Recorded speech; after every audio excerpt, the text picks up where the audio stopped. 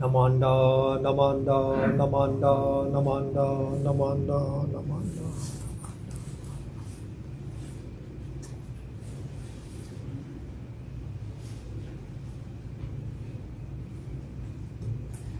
Good morning, everyone. All right. Nice to see everyone here joining us for our Bodhi Day Service today. So let me go over the service order with you. We're going to have the chanting of the Sambujo and then the Hyo Byakumon. Okay? And I'll do those from my seat over here. And we'll chant the Ju Seige today on page 93. Okay, so I hope you all have two books because we're going to juggle usually using both books today. Right? So special practice.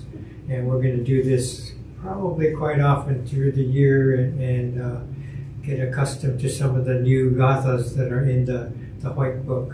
Okay. Yeah, we're kind of been looking forward to trying the new gathas, and it's kind of fun because we all get put on the spot there. Okay, so today, Lenny picked two especially hard ones that we're going to try to sing today. Then let's see. Yeah, so after the first gatha, we'll, as usual, recite the three treasures.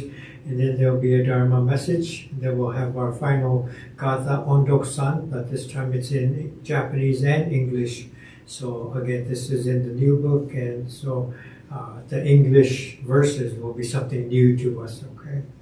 So this is one of the challenges here.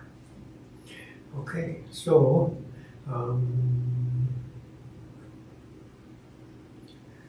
Sambujo Hyo Byakumon Ju Seige.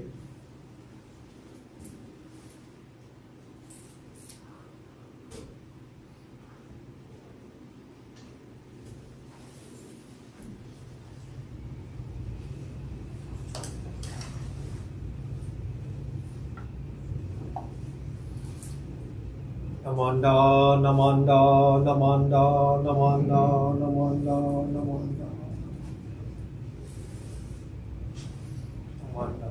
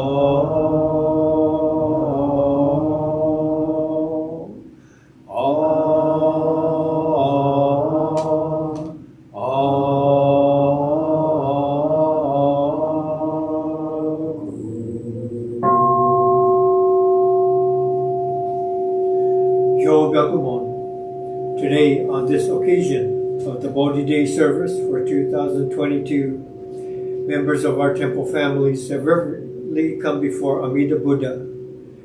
With deepest reverence and thankfulness for the all-embracing wisdom and compassion of Amida, we reaffirm the three homages, Namo Kie Butsu, Namo Kie Ho, Namo Kie So.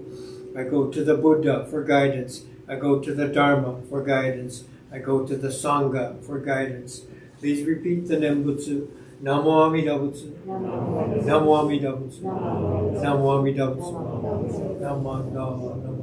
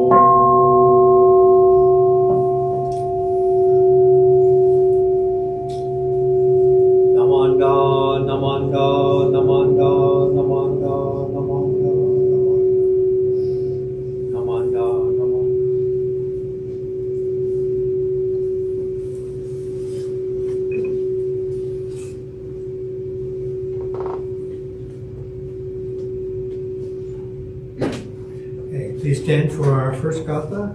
It's called We Are One. We're going to sing through it twice, and it's on page 150 in the new book.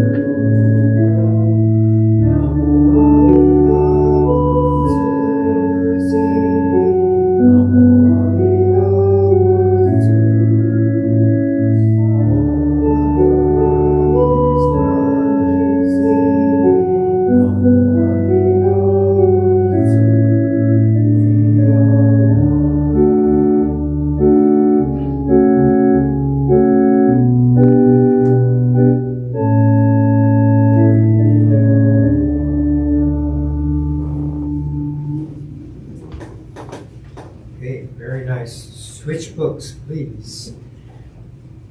Just to give you a little bit of background, Sharman and I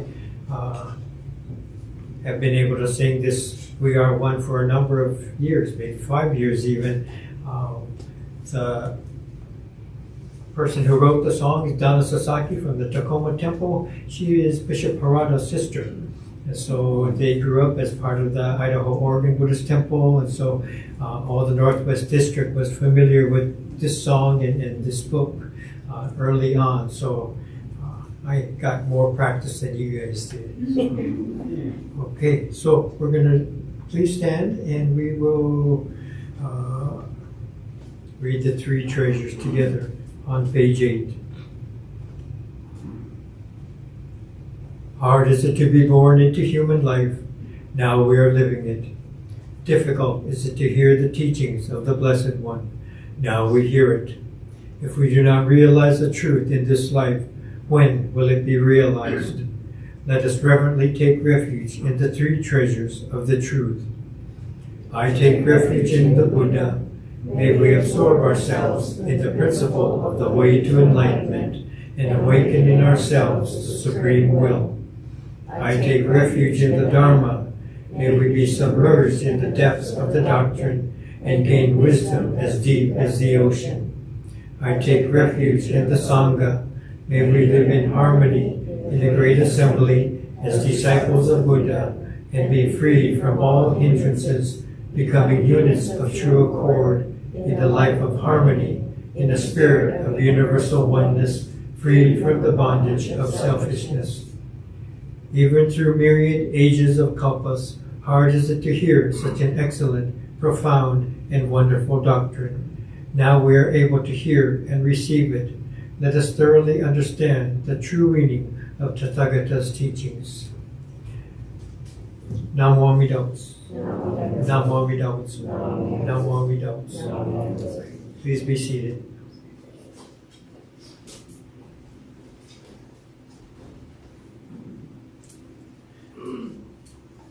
Okay, now we have our Dharma message.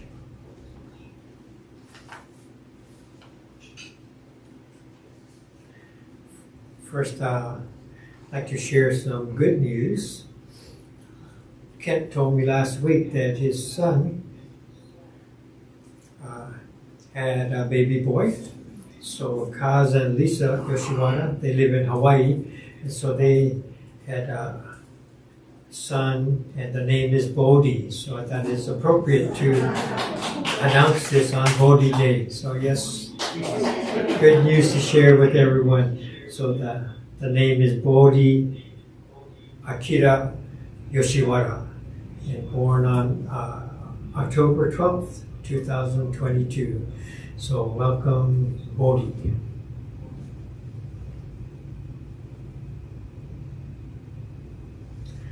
Okay. Nice to have some good news to share. Yeah, we needed a bit of that today, I think. So today we want to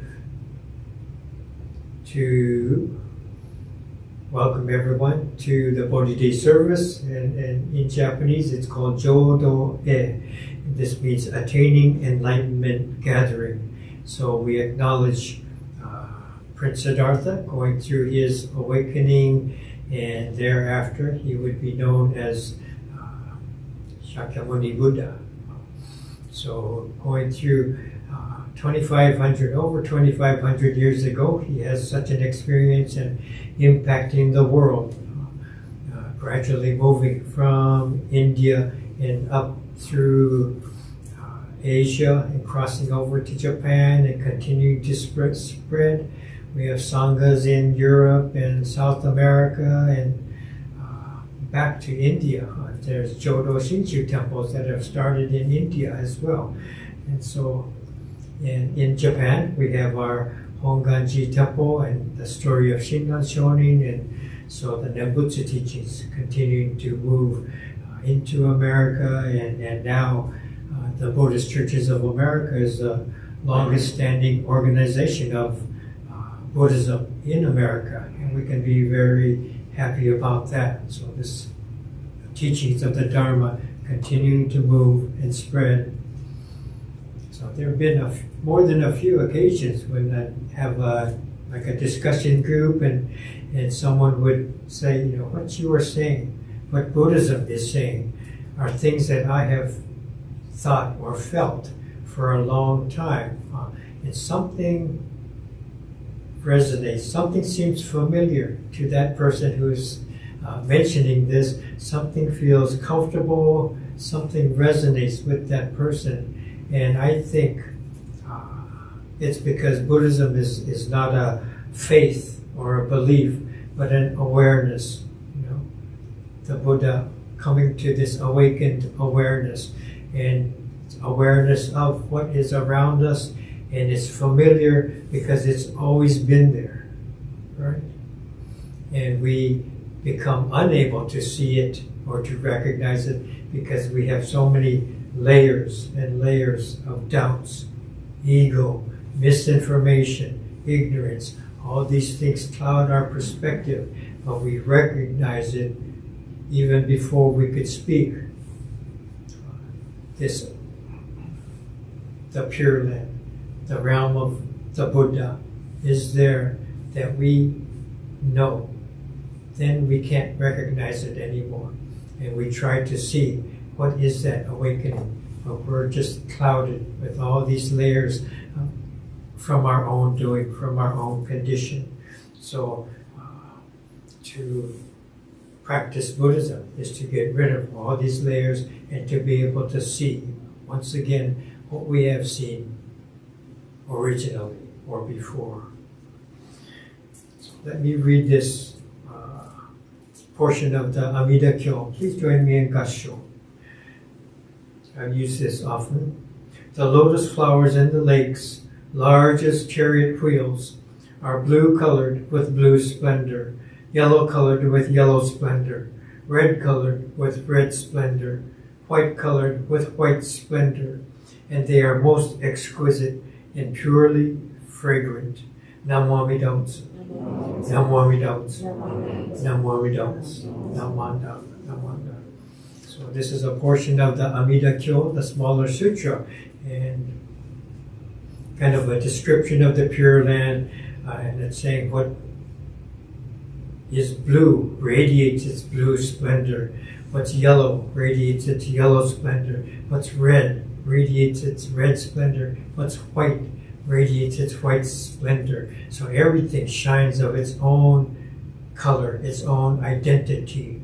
You know, my car shines, your car shines, my house shines, your house shines, and everything shines. My family shines, your family shines. So, and people, Diane shines, radiates her own beauty as only she can. Amy radiates her own beauty as only Amy can. Each of us radiate our own beauty. Tom, Kiko, Howard, Dorothy, everybody radiates their own beauty. And so this is to see people in their own light, you know, not like what I could have been or should have been, but what I am, and to shine, radiate, and to see people in this manner, to be able to appreciate everything, everything. This is the description of the Pure Land. Okay?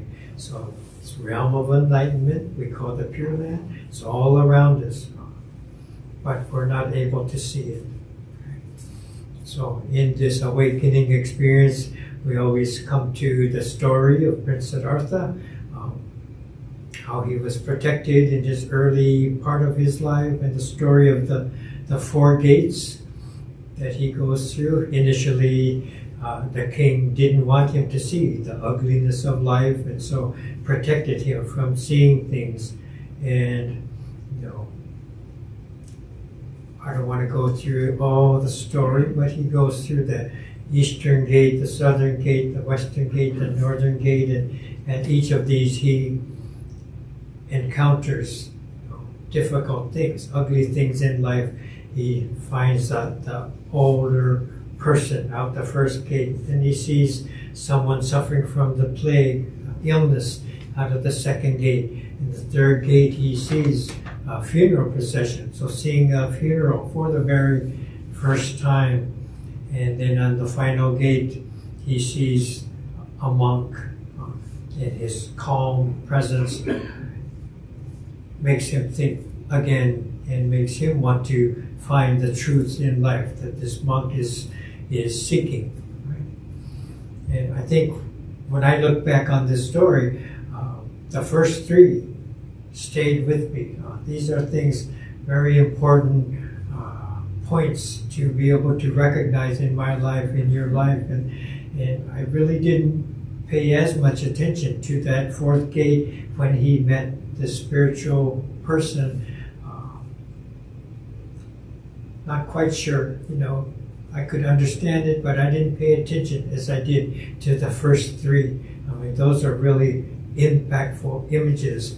And it didn't really hit me for a long time, maybe a couple decades. I didn't think about the fourth gate and seeing this monk kind of story.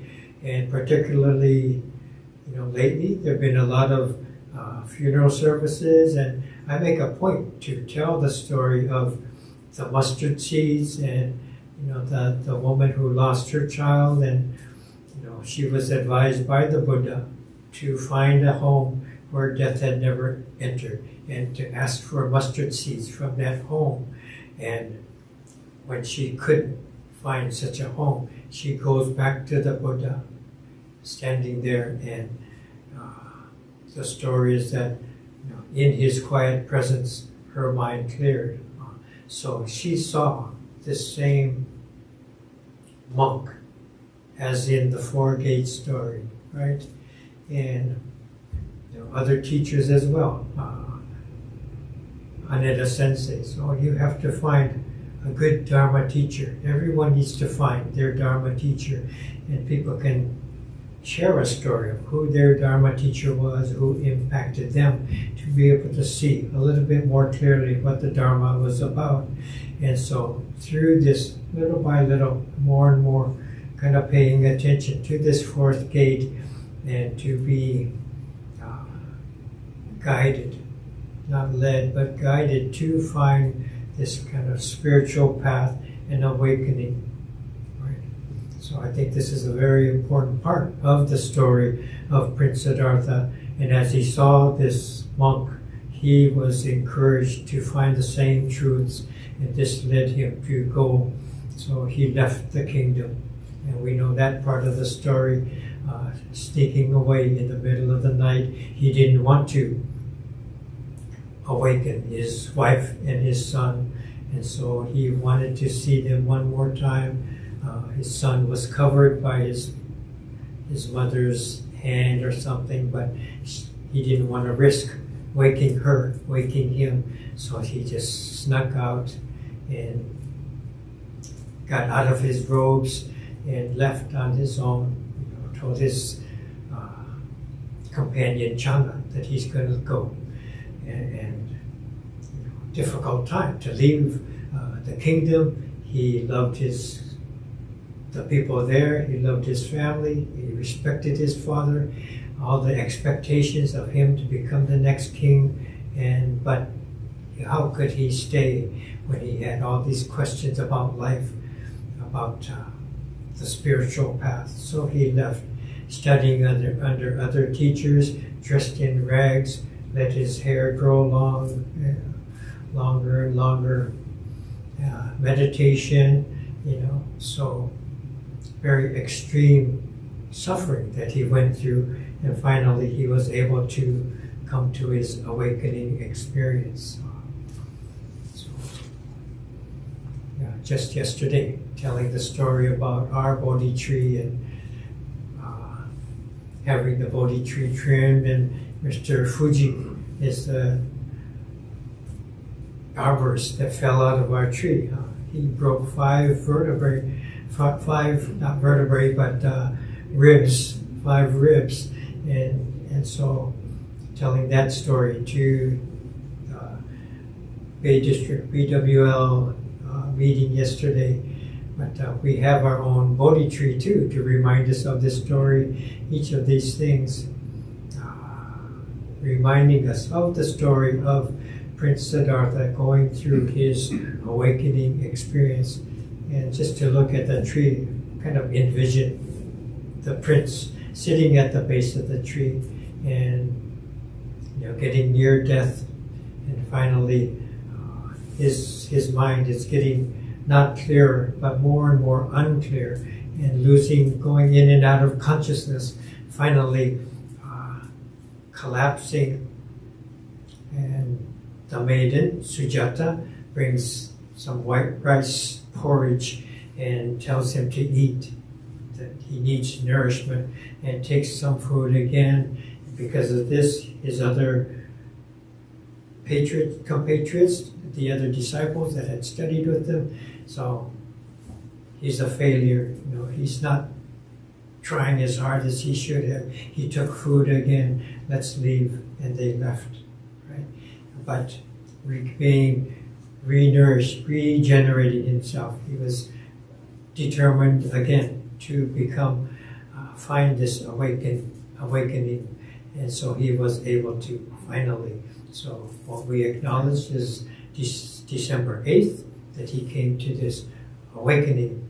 And from there, he could see things clearly. You know, and it's not explains exactly what he saw, but to be able to come to his awakening, and he wrestled with it for a long time. He sat there and this is too much to share. How can I explain everything that I can see? How can people understand everything that I can see? And so he had this internal debate. Should I share this or not? Should I share this or not?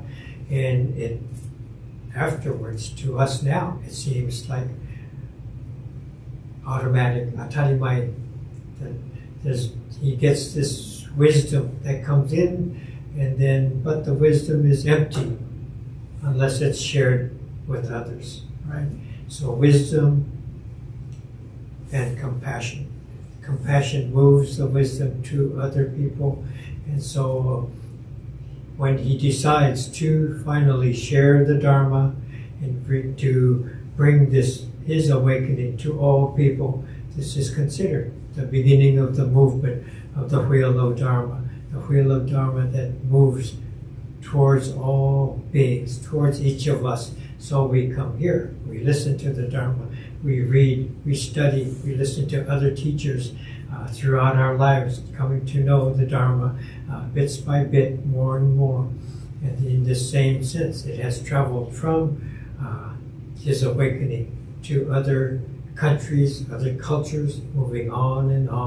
And each Bodhi Day, we remind ourselves of this story of how it has originated, how it has moved, and how it has come and awakened.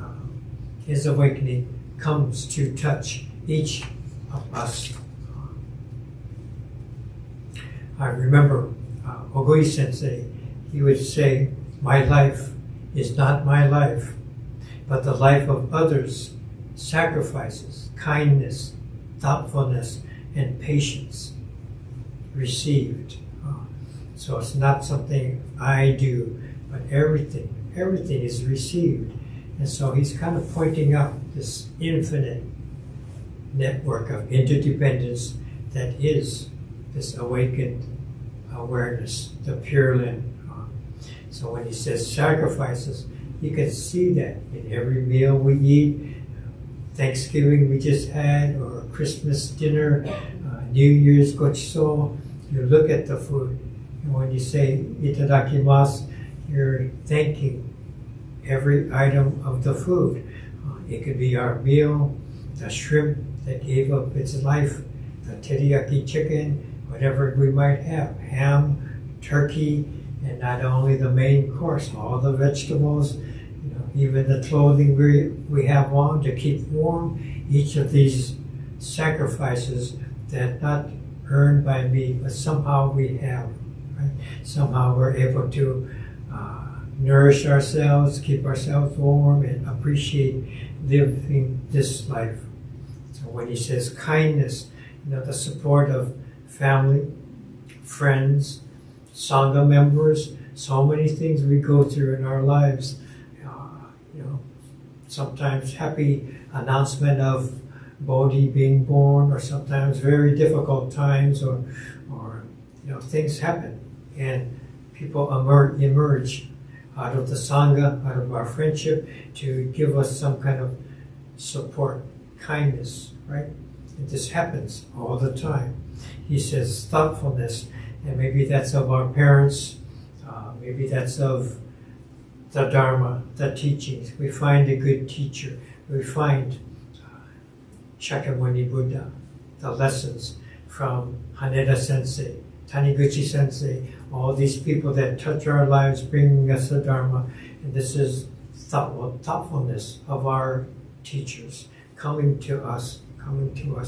And he says, patience, patience. And so we get impatience. But maybe we can look at patience as the mind of the universe, waiting for us to be ready to hear the Dharma. We have so many layers that don't allow the Dharma to enter our minds. We're not quite ready. We're too busy, right? And all of these things, we prioritize other things. And so we block the Dharma for coming in. But the infinite waits patiently, showing us patience, waiting for us until we are ready to hear the Dharma. And it comes at different times of our life. So all of these things kind of impact us, and we are gradually being able to see this truth, being able to see this realm, awakened realm that we call the Pure Land. Okay. So let me read this portion of the Amida Kyo once again. Please join me in Gasshu. The lotus flowers in the lakes, large as chariot wheels, are blue-colored with blue splendor, yellow-colored with yellow splendor, red-colored with red splendor, white-colored with white splendor. They are most exquisite and purely fragrant. Namo Amida Butsu. Namo Amida Butsu. Namo Amida Butsu. Namanda, Namanda, Namanda. Okay, thank you. So next we'll have Ondok-san. Part of it will be familiar, part of it will be new. So English and Japanese on page 107 in the new book.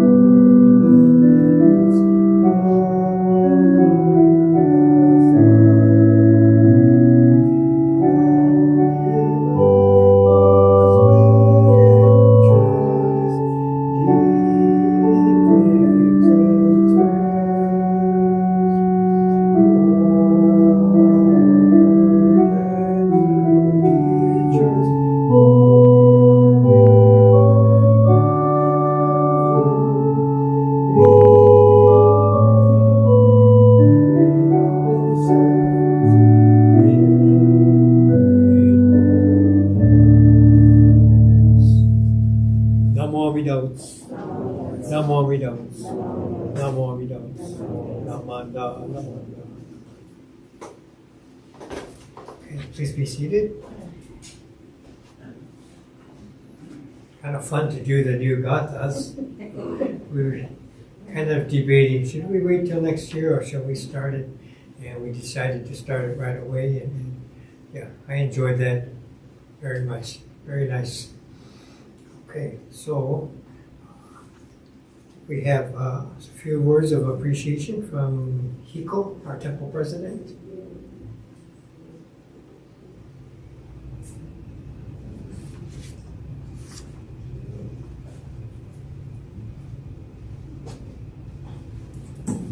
Morning, everyone. Morning. Thank you for attending the Bodhi Day Service. I just want to thank all those that helped set up the Onai-jin for the service, the flowers, the fruits, Nobupan, and Lenny for being organist today. And Sensei, thank you for your Dharma message. And once again, congratulations to Kent on the birth of his grandson. And also, we're going to have a general meeting after the service today. We will take a short break, during which time Sensei had mentioned that one of the pruners had had an accident, and his name is Walt Fuji. And so I have a card, that a get-well card, that I'd like everyone to sign.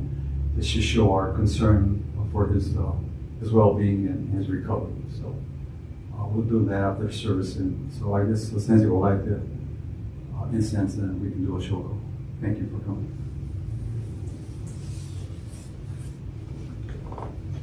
Thank you, Hiko.